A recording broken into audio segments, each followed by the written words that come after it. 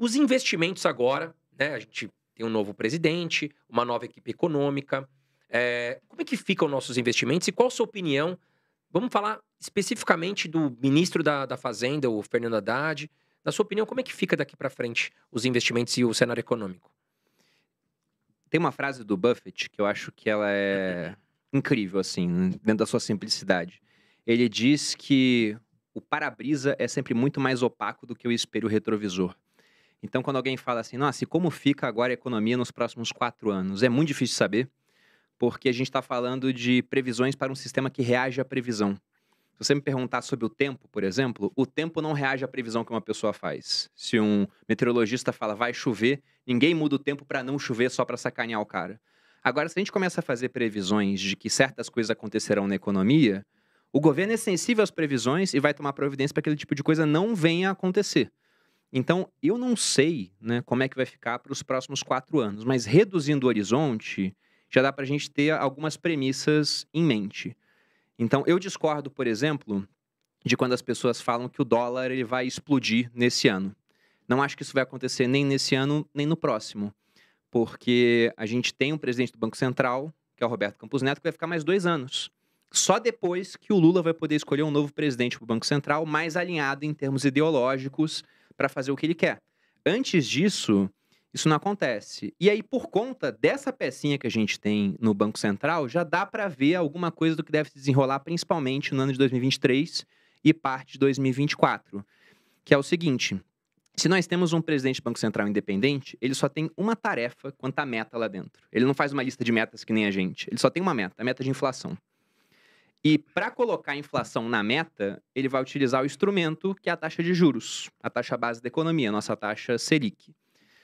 E a gente já tem uma Selic muito alta. Tem um juro real gordíssimo hoje, né? Porque a nossa inflação está na casa ali de uns 5%, já querendo dar uma acelerada. Então, a expectativa que eu tenho é de manutenção de juros altos, já que o governo quer gastar mais, isso deve ajudar um pouco a inflação a acelerar. E esses juros altos vão segurar o dólar em patamares mais comportados. Não estou falando que o dólar não vai subir comparado ao que está hoje, mas acho difícil, por exemplo, o dólar bater R$ 6. Porque na hora que isso acontece, todo mundo que pode exportar alguma coisa vai querer exportar para Sim. ganhar o dólar em R$ 6. Tudo que pode ser importado também fica mais caro. E aí, essa fusão, né, de preços mais caros acaba terminando numa inflação mais alta e forçando o Banco Central independente a aumentar mais a taxa de juros. E essa taxa seguraria o dólar num patamar mais tranquilo. Então, o que eu acho é que a gente não vai ver um dólar disparando, a gente deve ter um ano de juros bem altos, com taxas reais gordas. Isso é ótimo, por exemplo, para quem está com dinheiro em renda fixa, né? É muito bom. Só que essa taxa de juros, ela não vai poder ficar para sempre alta assim, porque senão ela acaba com a nossa dívida pública. Ela estoura a nossa capacidade de pagamento, né? A dívida vai estar crescendo muito. Só que quando essas taxas estão altas, não é oportunidade só em renda fixa, é oportunidade em tudo. O Howard Marks, que tem livros muito bons, né, um gestor muito conceituado, o Warren Buffett fala que para ler o que esse cara escreve, ele costuma dizer que o mundo funciona por arbitragem.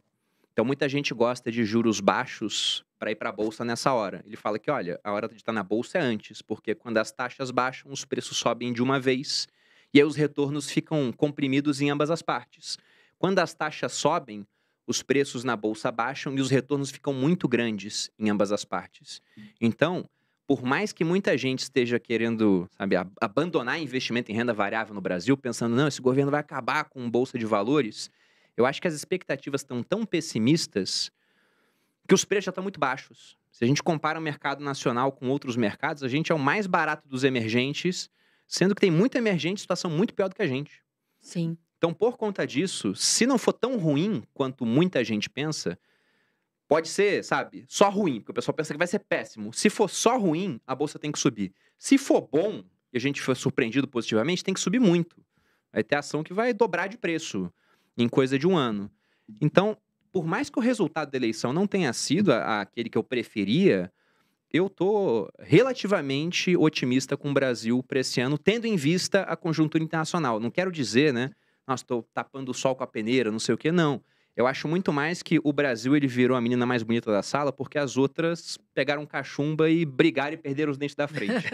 Entendeu? Porque você pega assim na. Tá uma inflação gigante, né? Estados Unidos. Você vai olhar mundo. Vamos falar primeiro de desenvolvidos. Estados Unidos e Europa têm uma inflação muito mais alta do que a gente. E estão muito atrasados, principalmente a Europa, para subir taxa de juros para controlar a inflação.